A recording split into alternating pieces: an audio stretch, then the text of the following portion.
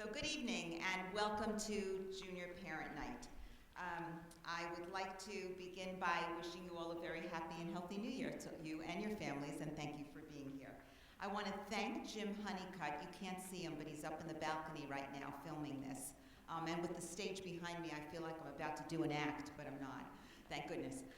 But he will be filming this so that if anyone would like to see it again, or if anyone that missed tonight, they will be able to do that. We also had 2 students who distributed materials to you. Want to thank them. They are part of our Student Ambassador Club, and they actually will be speaking at the end of this presentation, and they will be able to tell you what it was like for them going through this college process.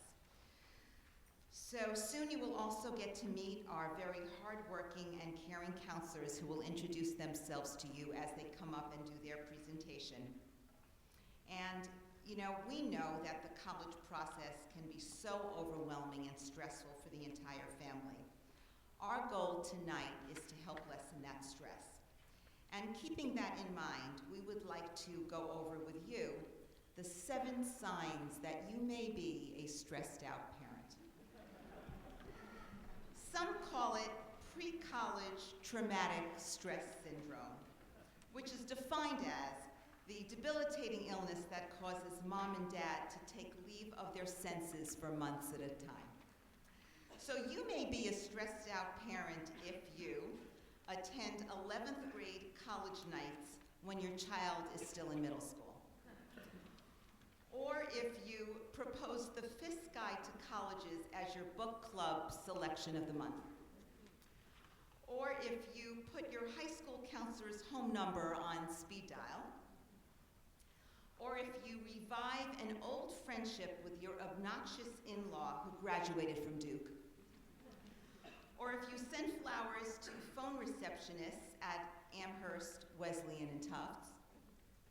Or if you go house hunting in Wyoming to enhance your child's geographic appeal to the Ivies. Or if you wake up your son or daughter each morning with a CD of the Ivy League fight songs, that should really do well for your relationship.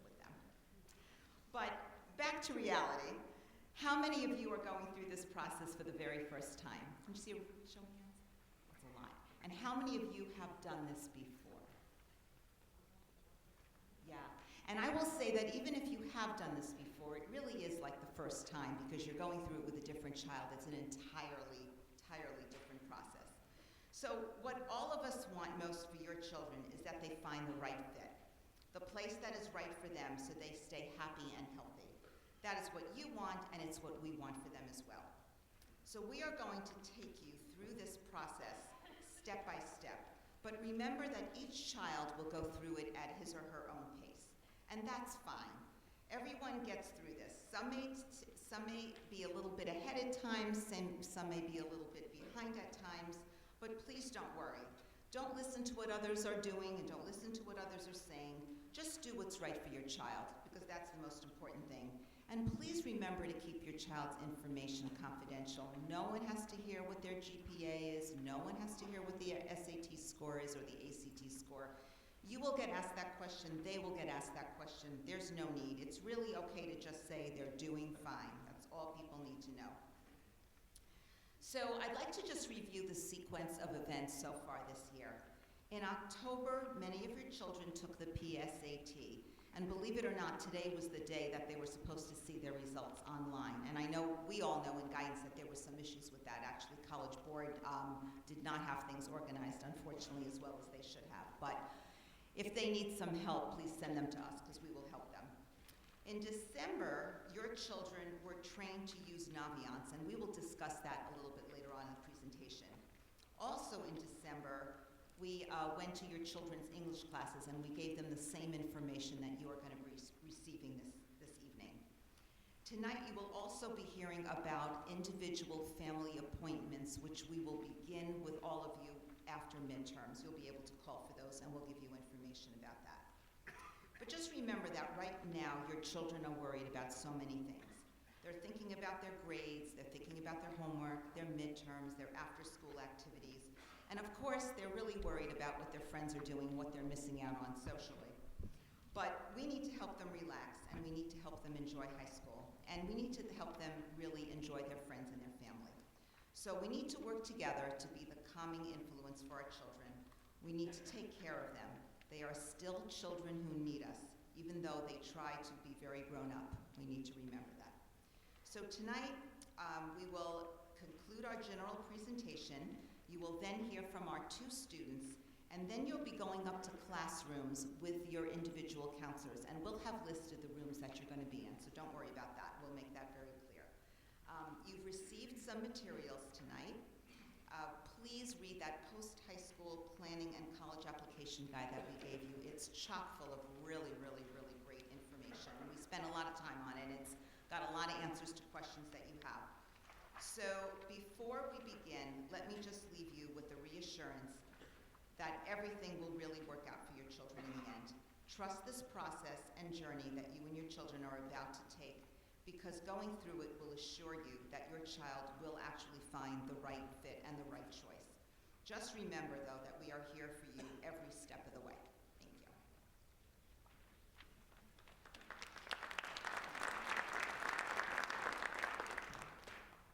Good evening. My name is Christine Tallarico. Even though our school statistics currently show nearly 95% of our students immediately go on to four-year college, there are other options available to your sons and daughters that your child's counselor would be happy to explore with you and your son or your daughter. Starting back in the 9th grade, your sons and daughters were introduced to the College and Career Center. In 9th grade, they completed a personality type indicator called Do What You Are, which is based on the Myers-Briggs, if any of you have taken that in your workplace. And in 10th grade, they completed an interest inventory called the Interest Profiler, along with a resume. This current year, in the month of December, all juniors were instructed on how to use Naviance, which included, but was not limited to, how to perform a college search and how to use the ever-popular scattergram feature. Sometimes your sons and daughters have just a quick question for a counselor. In response to this need, we've created walk-in hours for students in the College and Career Center. A counselor is on duty in the College and Career Center during all 3 lunch periods, 4 days per week. Choosing a college or even a list of colleges is not an exact science. There is not one perfect college for anyone. Instead, there are many colleges that would be a fine match for every college-bound student. The trick is to help your child identify his or her unique priorities for selecting a college and carefully researching the characteristics of a range of colleges and universities. Your children can begin searching by asking themselves some questions that will start them on the path to finding the right fit. For example, close to home or within a certain driving distance. It is best to be upfront with your child now about your family's geographic parameters, instead of letting things go and then pulling the rug out from underneath them at the end. A city environment, rural or suburban environment. A big rah-rah sports school or a smaller, more personal college experience. Is cost a factor? And again, now is the time to have an open and honest conversation with your child about what you can contribute to college costs. Many students think they have to know what their major is before they start college. There's plenty of time to decide on a major, and a lot of students change their major more than once. How does your child learn best? In a large lecture-style classroom or in small discussion-based seminar settings? Please don't become fixated on things like a college's reputation, rank, or selectivity. What's more valuable is how well a college's academic and social style fits your son or daughter. As you may have guessed, the adventure doesn't end with that preliminary list of 20 or so colleges. In fact, a lot of the fun stuff is yet to come. Researching a variety of colleges and visiting college campuses.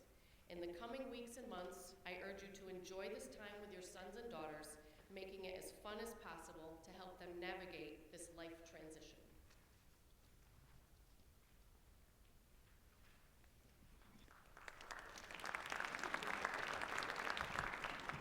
Hi, I'm Ed Heidick. Thank you.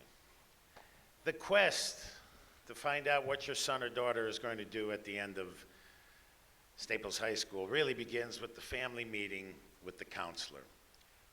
You'll notice Fran Gerasi, the erstwhile Guidance Department Secretary, who's at 203-341-1225, is going to begin taking your appointments from January 19th on. Certainly a busy time of the year, and I imagine that phone is going to be ringing off the hook. But at that initial meeting where the quest really begins, the process really begins to get some traction, be prepared to review the transcript as it exists right now and at the end of the semester. Be prepared to review what the PSAT data suggests to you. Be prepared to review the upcoming senior course selection process. Which courses are going to make the best sense for your son or daughter? Keeping in mind that we're going to talk about that program a little bit later. We will be discussing Naviance. Your sons or daughters have already at least the fundamental wherewithal with that search engine. And you guys will also be discussing with me and the other counselors an initial college list that you folks generated from Naviance. Those are the essentials to keep that initial meeting quite structured. The Naviance Family Connection is a web-based tool for you and your sons and daughters. It's a search engine that will enable you to take a look at the criteria that Christine just talked about to generate a number of schools. And it's okay initially to have a large number of schools on that particular list. The students, as I said, have already been trained. If you go to the Staples High School Guidance website, there's an excellent section there for you folks to take a look at to get training as well. Sons and daughters of yours, as well as you folks, use the same username and password. You get into it, and then you have some fun. Part of the fun is to take a look at what we know as the scattergrams. After you input the PSAT scores, or they're already inputted for you, and then later ACT scores and SAT scores, you also input the weighted GPA as it exists on the transcript. That's going to be your functioning tool. So your baselines are the GPA and test score data. You input that, and then you randomly, from your list, can input the name of colleges. You're going to see this scattergram, which is going to suggest to you data based on the last 3 years of Staples High School seniors and their success rate getting into college X, Y, or Z. Having been involved in basketball in all of my adult life, when I look at this scattergram, it's hard for me not to take a look at it and see high percentage shots versus low percentage shots.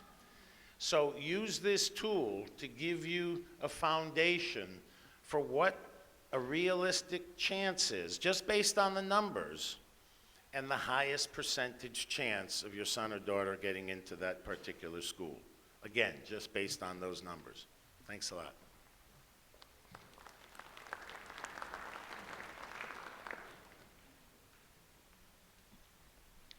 Good evening. Hi, I'm Leslie Hammer. If you're here this evening on behalf of your firstborn, and from the show of hands earlier, I think a lot of you are, you may not be aware already of the various components that college admissions officers take into consideration when they evaluate applicants.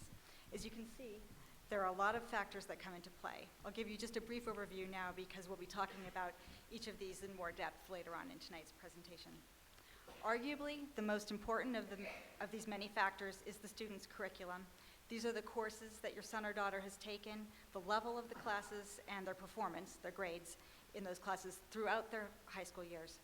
Combined, these are the college's best indicator of a student's ability to do college-level work and the best predictor of their success. After these first few items, most of the rest are components of the application itself. Most colleges do want to see standardized test scores, so nearly all of our students will take either the SAT, the ACT, or both.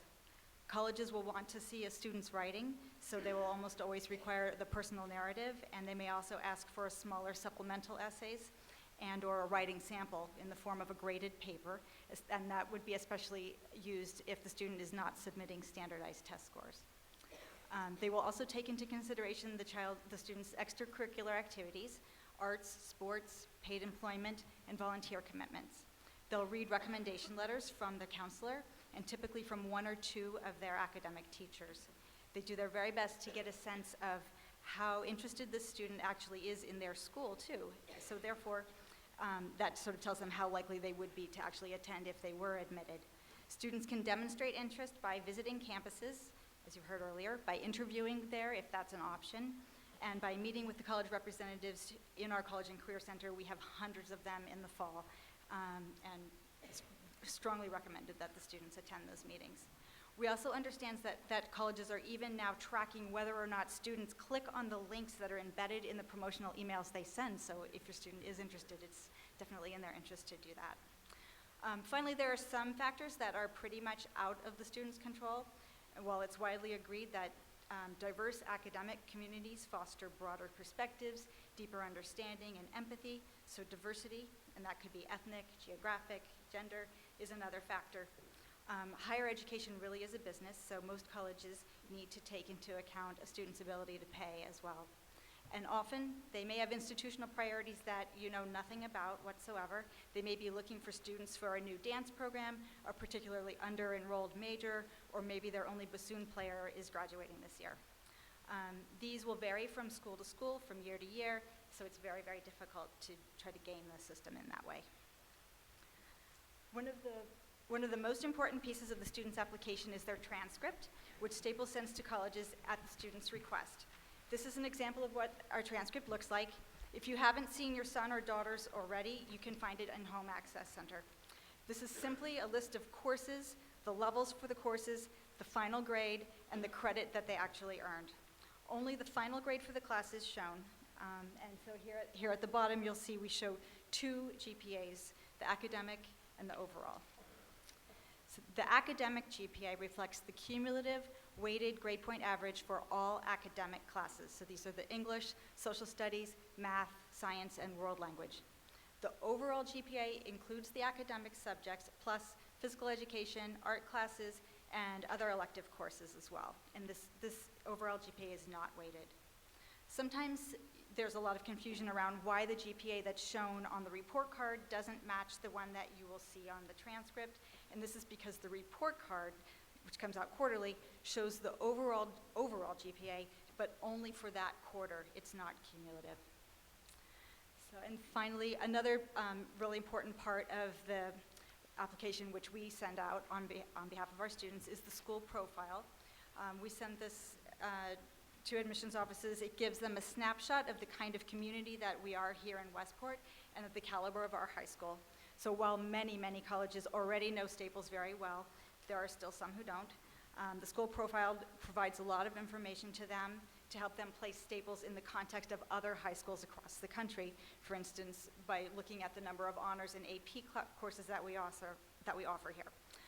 And it also gives them a picture of this particular graduating class from Staples.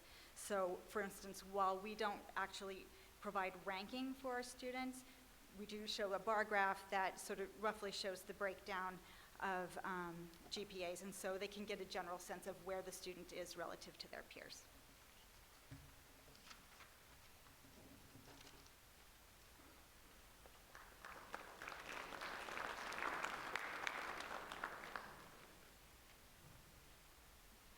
Good evening. My name is PJ Washenko. I'm going to start to talk to you about senior year schedule. So with course requests coming up, your junior is actually going to be coming in to see us in February to talk about what they're thinking about for senior year.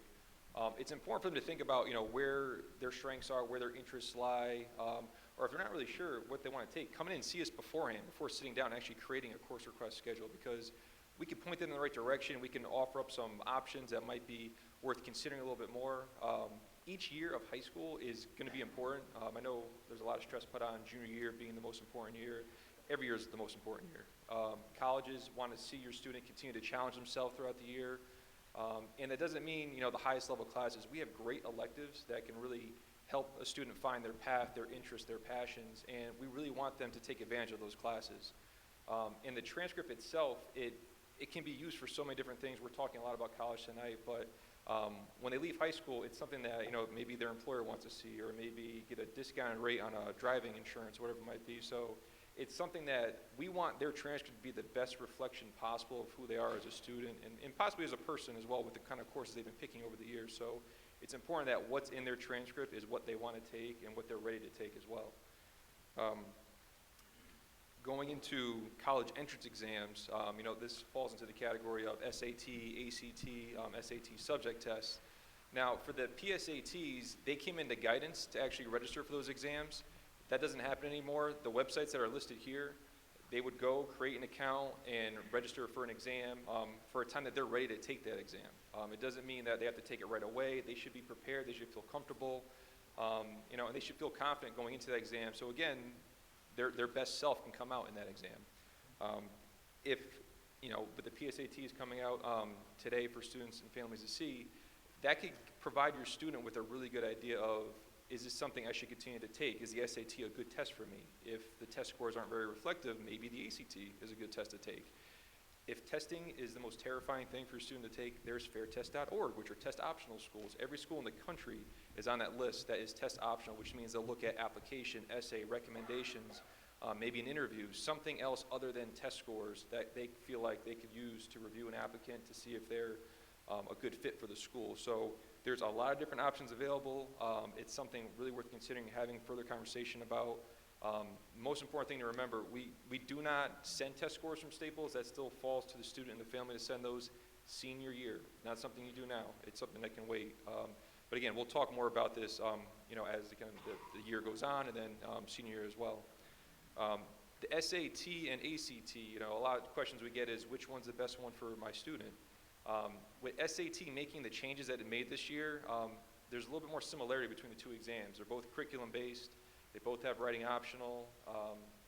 They no penalty for wrong answers as well.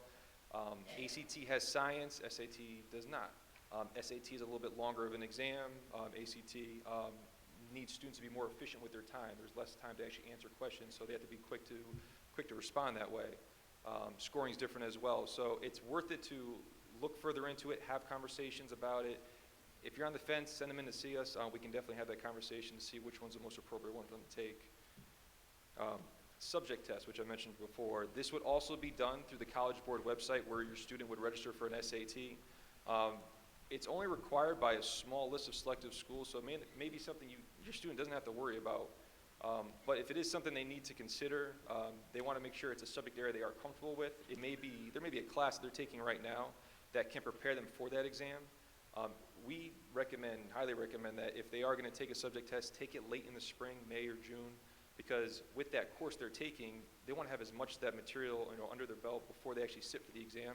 So to make sure they had that comfort before actually sitting down for it, rather than trying to scramble to get all this information together for a subject that maybe they haven't been exposed to for a year or two. So it's really important that they think about that.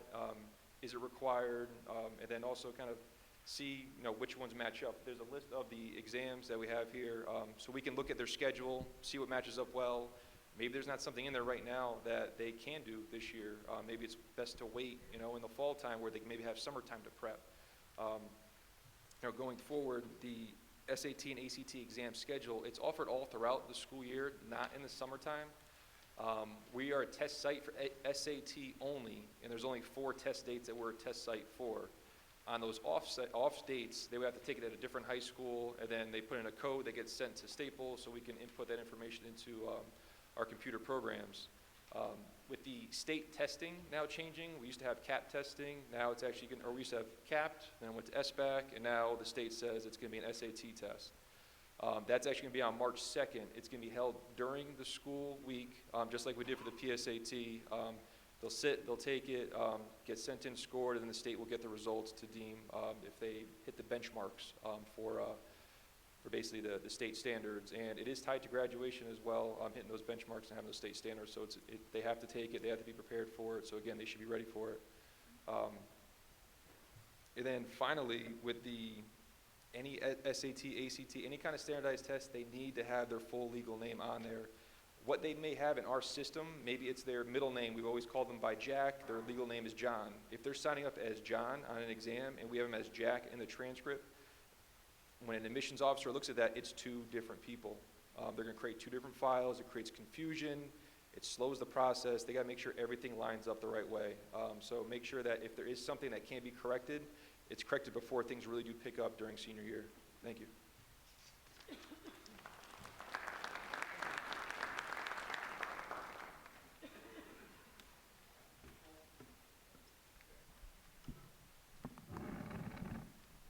I always follow him, and I'm so much shorter. Hi, I'm Denise Honeycutt. It's nice to see you all this evening. So once you get that initial list of colleges and you've met with your counselor, it's time to get in the car and take a trip with your son or daughter and start visiting these schools.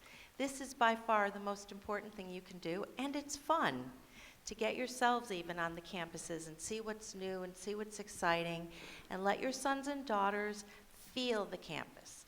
Is it right socially for them? Is it right academically for them?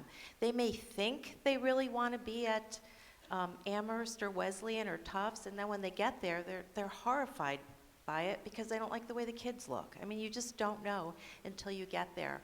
And remember, it's all about the right fit for them. We recommend that you start visiting in February or April vacations, because then you get to see campuses in action. The kids are on campus.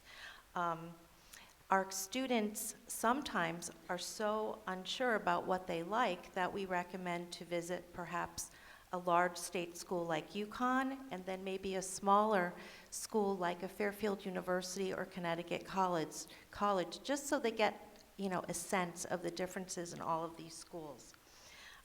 So you call ahead and make an appointment for a campus visit and information session, or you can go on their websites and register. And please do this because it's so important. Our students are allowed 2 excused absence days during their junior year and 2 during their senior year in order to do this. This is just a college comparison chart that we put together so that the students can fill in as they visit colleges, because when they start visiting so many schools, they get confused by the information that they're hearing and learning about. So this chart can be downloaded from the Staples website and can be altered to fit students' needs.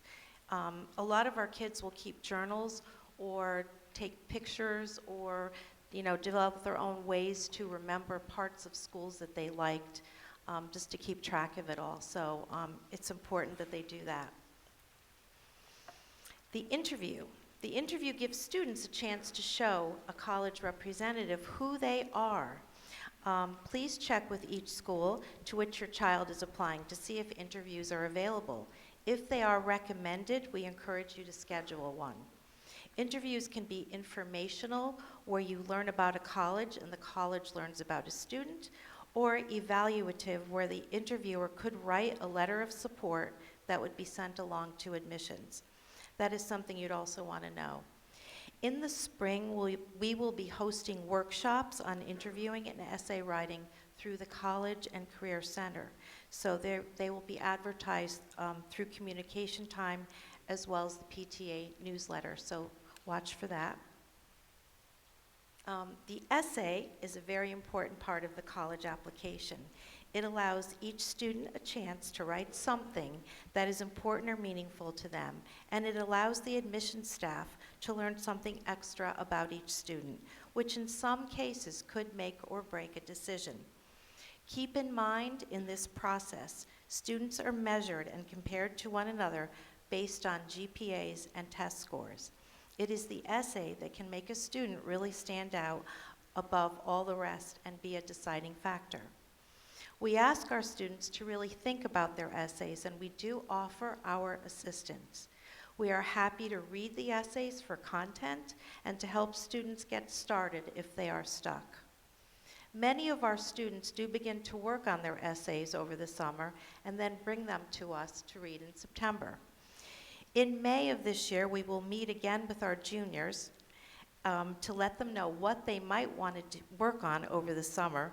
to help them be better prepared in the fall. And during these meetings, we will give them the essay topics that are on the college, the Common Application.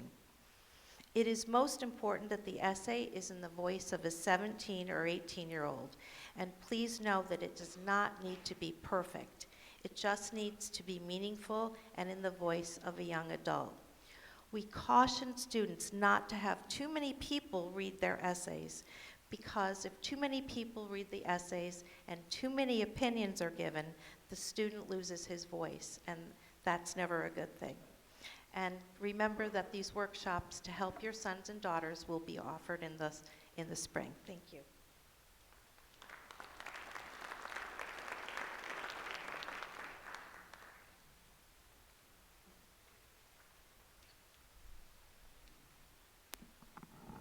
Good evening, everyone.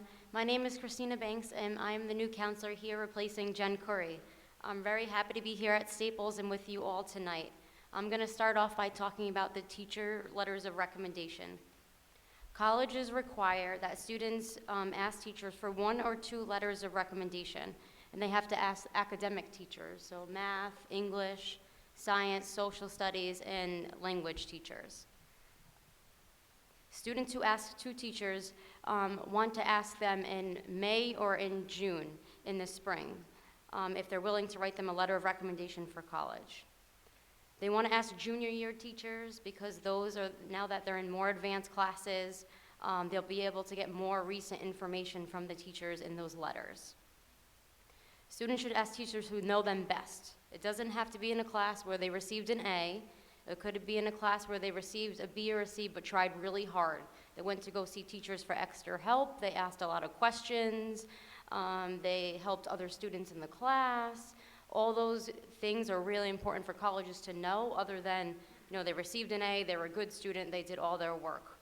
All those extra things that teachers can say about a student is what's really important.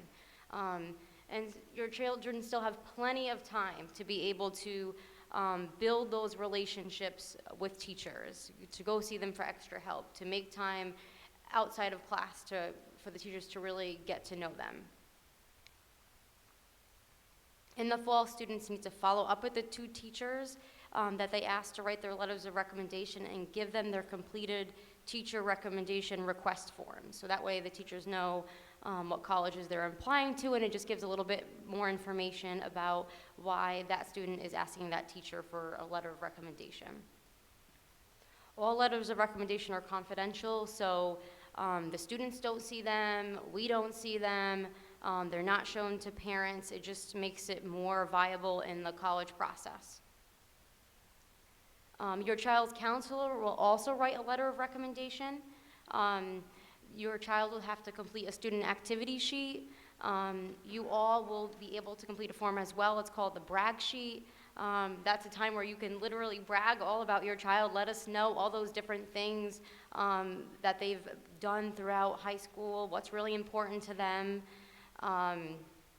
The activity sheet is a time where students will also be able to explain what's been important to them throughout high school, what activities they're involved in, so that way the counselor has all that information when they're writing their letter of recommendation.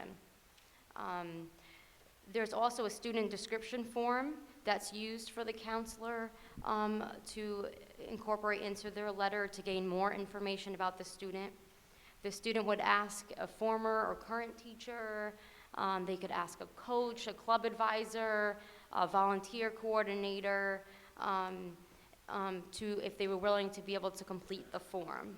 They would ask that person in May or June and hand them that form for the person to complete. The information on the form will not be sent to colleges. Instead, it'll be incorporated into the counselor's letter of recommendation.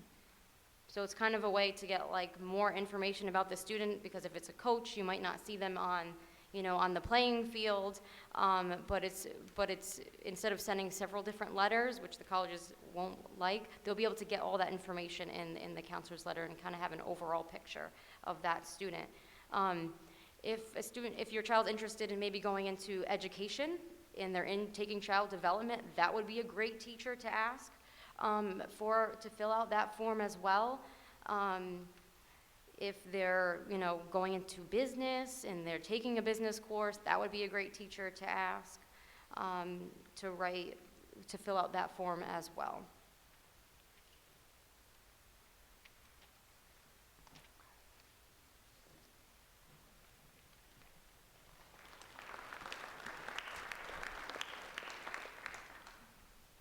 Good evening, ladies and gentlemen. I'm Victoria Capozzi, and for those of you who have children who are musicians, artists, actors, singers, dancers, and may wish to pursue their craft in college, they will most likely be completing an application supplement in the process, as well as audition, create DVDs or electronic files, present portfolios.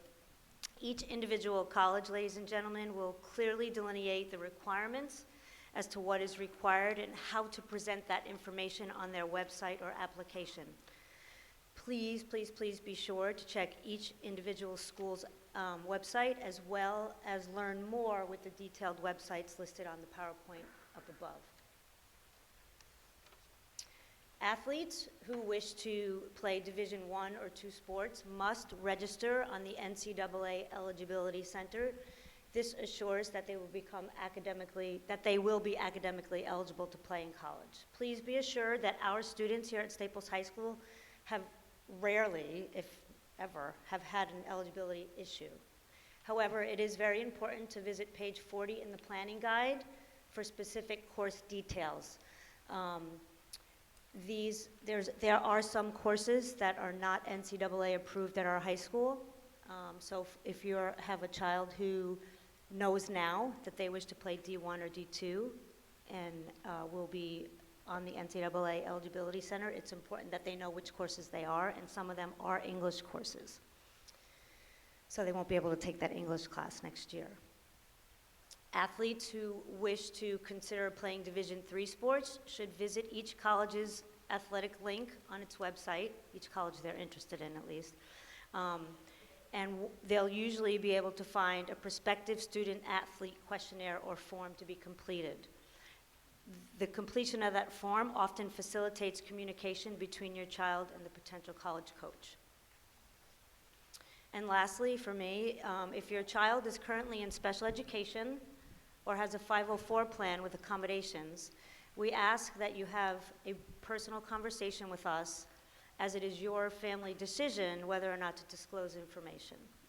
Documentation requirements and criteria for determining eligibility at the college level, however, will differ from college to college.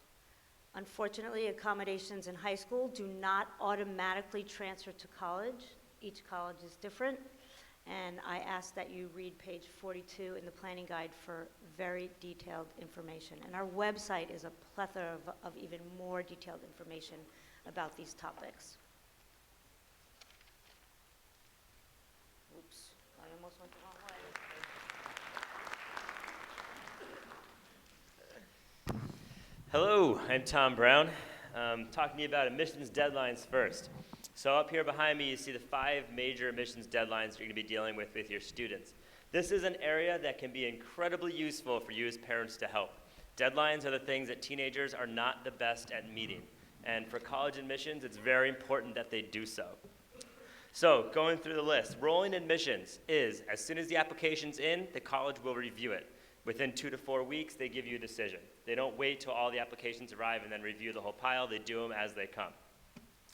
Regular decision is usually around now, January, February, March, and that's just the general pool of applicants, the regular decision pool. Early action is the same basic concept as regular decision, just earlier. So it takes place usually November 15th, November 1st, and then you get the answer, or your student gets their answer back from the college sooner. So whereas regular decision, you won't find out until May, early action, you'll find out usually late December, early January, they get their responses. Restrictive early action is not as common, but it's with a few schools, and the difference is that they usually have fine print that says something like, if you apply restrictive early action to our school, you are not applying early action or early decision to any other school at this time. So if you see a school that's restrictive early action, it's very important to read the fine print with your children to make sure you understand exactly what it is that application is requiring. And then early decision is one that a lot of people have heard about and talk about, and which school is going to be the early decision school. It's important to remember that this is not the Willy Wonka golden ticket. This is not the thing that gets Charlie into the chocolate factory. But it is something that has a lot of significance and means a lot to a school, because it's committing to a school saying, if you accept me, I will go here. This is the school for me no matter what. I will give my liver to go here. So when your students are thinking about it, make sure they take it with that seriousness, because too often a student says, yes, this is my favorite school in the world, and then a month later when they've changed their TV show and their new friends, they've also chosen a new school, but they can't go there now because they've already committed to something else. So it's really important that they take that longevity of that decision into account when they're making that choice. All right. College panel night, great opportunity. This happens on May 17th. We have representatives, admissions representatives from colleges and universities all over the country come. They bring with them all the most recent up-to-date information. These are the people who are currently working in admissions. These are the people who are reading applications, that are making the decisions, that are accepting and denying students right now. And they come here and they talk us through the college process and give their insights and their input as to what you can do as parents and what your children can do to get through the process and to be as successful as possible. Straight from the actual people that are there. I can't encourage you enough to come to this night and to bring your kids with you. So, thank you.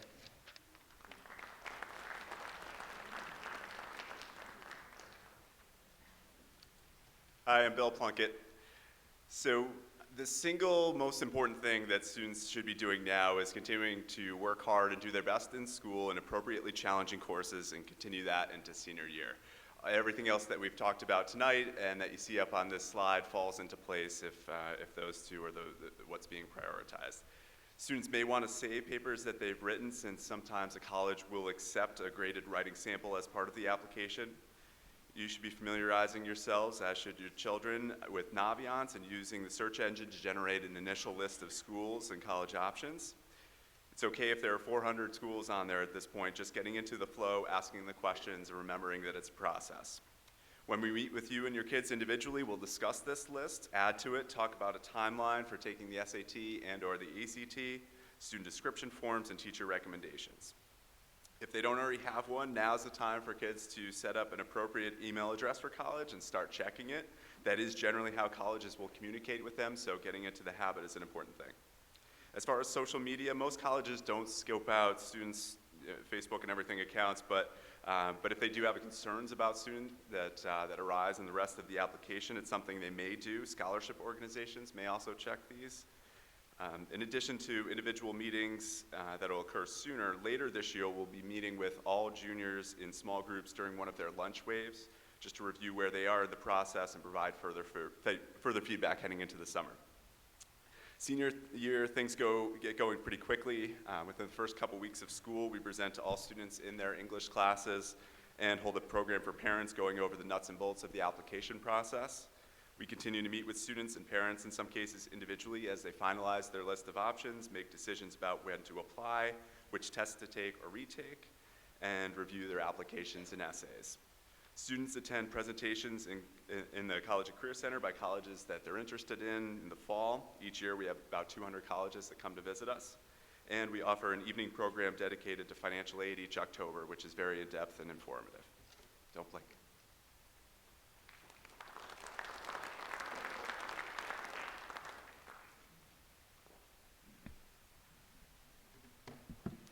I'm Deb Slocum, the last of the Staples High School Guidance Department, and I'm here to talk about the most important part of all, keeping your child and you sane during this process. By now, you will have noticed a theme. That is the Staples High School Guidance Department philosophy that the best counseling for adolescents, including, not excluding, college counseling, incorporates an understanding of adolescent brain development, as well as acknowledging where an individual child is in his or her development. Juniors are just beginning to consider the future, and when we say future for them, that could mean anything from an hour from now, tomorrow, or next month. Now, let's talk about your emotional development. For many parents, underneath the angst, excitement, and worry, I'm not seeing a lot of smiling faces right now, lies fear. Fear that your child will not be happy, will not be economically successful, will not build a coherent life, or as one of my best friend's Italian fathers stated, be settled. And finally, in this community, fear of being judged as a parent based on your child's perceived success or lack thereof. In uncertain economic and social times, fear grows, and so does the pressure on kids and, by extension, their parents. Through constant media attention, parents are fed the illusion that if we put forth enough effort, hire enough experts, and gain enough knowledge and control over our children's decisions, we can guarantee them success and happiness.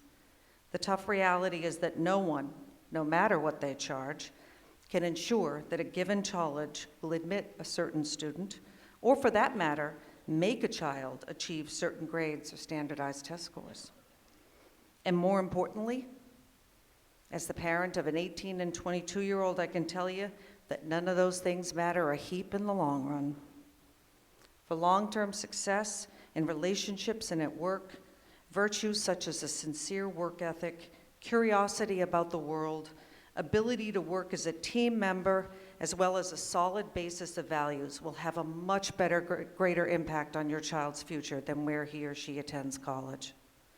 So I challenge you to accept that college admissions is often, quote, unfair, and in fact is run as a business, where whatever the college's rhetoric and emails that they inundate your child with, what they care most about is their yield, their number of applications, and their financial being, not your child's well-being.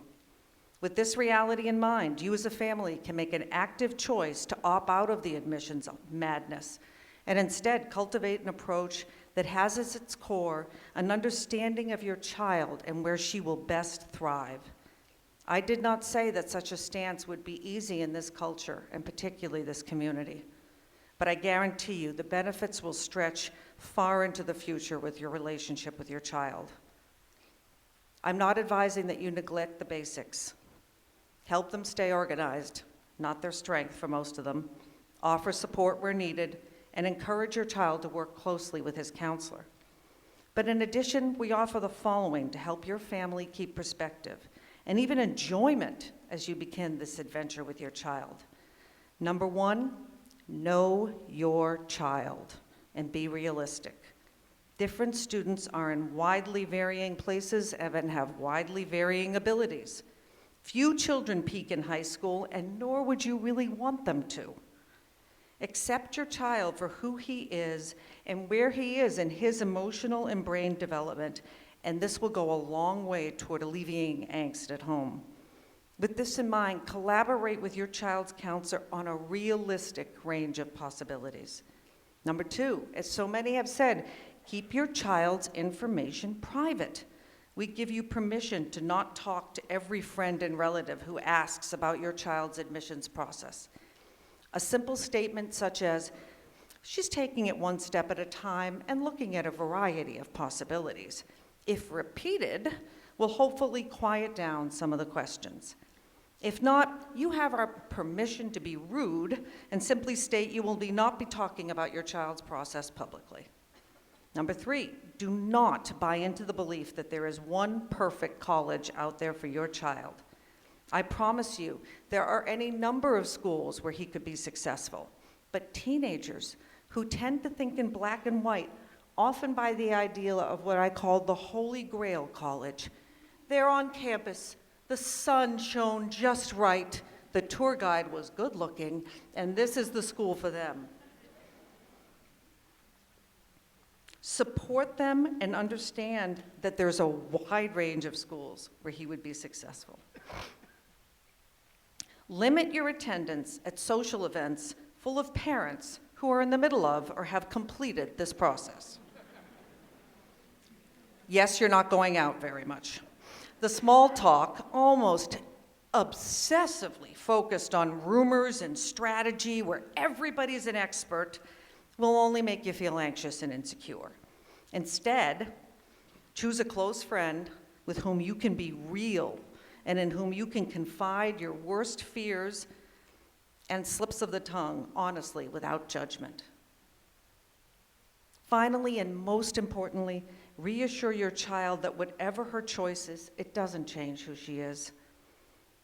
She's the same person with foibles, talents, strengths, and dreams. Support her through the next year and a half, but do not excuse her mistakes. They're priceless learning opportunities while she's still living in the orbit of your influence.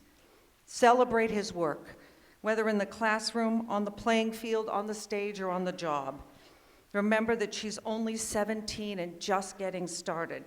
Nothing about the results of this process is a predictor of who your child will become or a judgment on your parenting abilities. Go forth and resist with all your might those who might tell you otherwise. Thank you.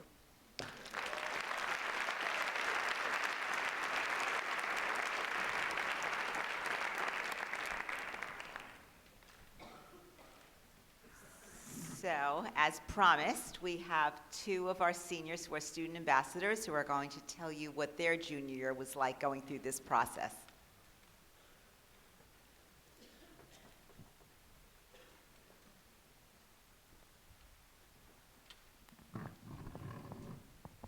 Hi, I'm Reese Shackney, and I'm a senior at Staples. I'm a student athlete. I'm on the volleyball and track team, and I'm just going to talk to you guys about a couple things. So first of all, testing. I took 2 diagnostic tests in the summer before my junior year just to see which one was better for me, because I honestly had no idea about either test, which one I would be better at, which one I liked better. I honestly did slightly better on my ACT and started doing a couple practice tests and just couldn't get through them. Like, I hated doing them, so I switched to SAT, and that ended up working out better for me. I also took 2 SAT subject tests. I took one at the end of my sophomore year and one at the end of my junior year. So if your sons or daughters have a rough list of schools that they're interested in, it's really important to see if the schools require SAT subject tests, and if they recommend them, then you should definitely do them. Recommended is basically code for mandatory. So also, I know that especially in Westport, tutoring is like a really big thing, but there's no magic. Like, no amount of money you pay is going to get your student into the right school. They really just have to do the work. My mom literally said to me, like, if you don't do the work, I don't want to see you crying when you don't get into the school you want to get into. So I woke up every Saturday morning and did a practice test for like a couple months in a row, and ended up doing about 11 of them. And that was really just it for me, and that made me improve like leaps and bounds. I also started my Common App essay over the summer and got it mostly finished before the beginning of the year. And that was really helpful for me because I didn't have a strong list of schools that I was really interested in. So I wasn't able to start my supplementals. And I knew that once I did have that list, I was going to have to get started on my supplementals pretty quickly. So I wanted to get my Common App essay, which is the essay that's sent out to every single school that you apply to, or most of them that are on the Common App. I wanted to get that over with. And also, since I'm an athlete, I compete in the spring, so I had to rely on my sophomore year distances at first. So from those distances, I thought I might have gone Division III, so I was looking at one set of schools. And then after my spring season in junior year, I was looking at a completely different set of colleges. So just know that everything is going to change. Like, no matter how much you plan, nothing is going to go according to plan. So if your son or daughter is interested in doing athletics, or even remotely interested, you should definitely go to every school that you might even remotely be interested in and fill out the online questionnaire, and just email the coach and say, I'm interested in learning more about this program at your school. Like, let me know if there's anything you need from me, and I'd love to visit your school and meet with you someday. Let me see. Oh, also, especially because I'm an athlete and I know that a lot of things are going to be changing, I don't tell anybody anything about my colleges, which is something that all the guidance counselors stress, and a lot of people don't do that at all. But it's really important. Like, all of my friends don't even ask me anymore because they know that I'm just going to say that I don't talk about it. So, yeah. It really is nobody's business but yours, like, the only people that know are my parents and my sisters. Like, even my aunts and uncles don't know because they just ask too many questions and it's not even worth it. So basically, just know that like your kids just have to work hard and everything's gonna work out. Everything's not gonna go the way that you hoped or the way that you planned, or it rarely will. But there's different kinds of people at every college. You're gonna find the people that you like to hang out with, and you're gonna be happy. They're gonna be happy wherever they end up, and if they're not, then they can always transfer, and everything works out. So, yeah.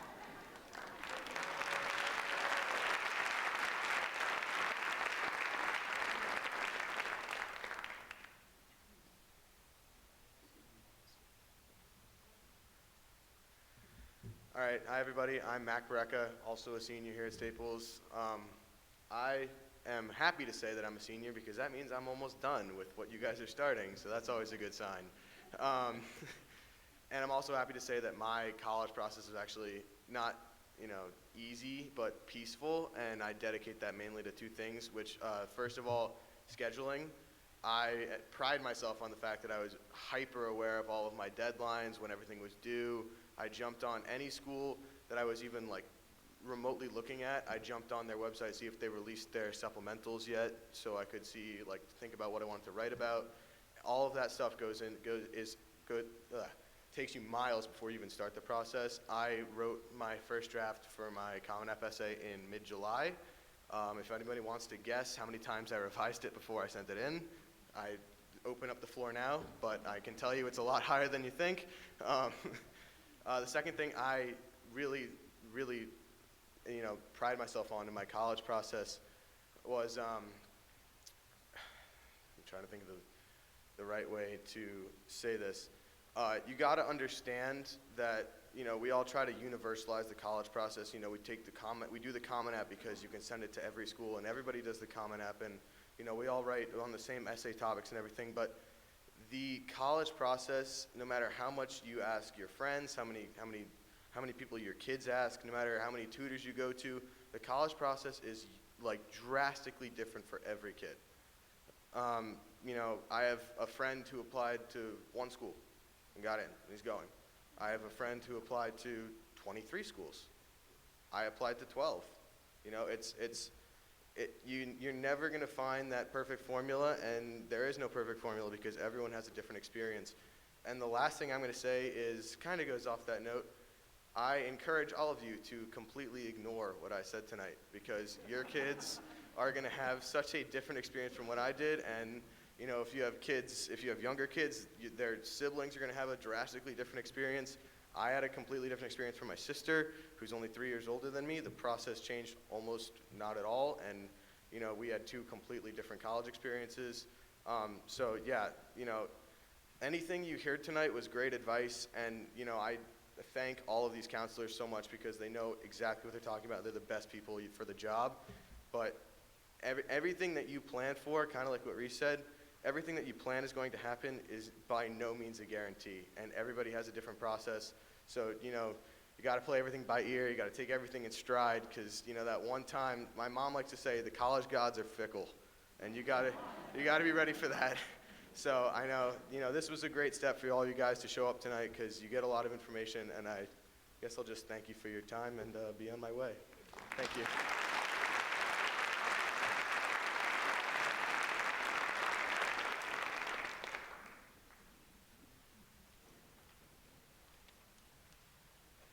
I just want to thank the students one more time for giving up their time, being honest, really telling you what it was like. They did a great job. Thank you, guys.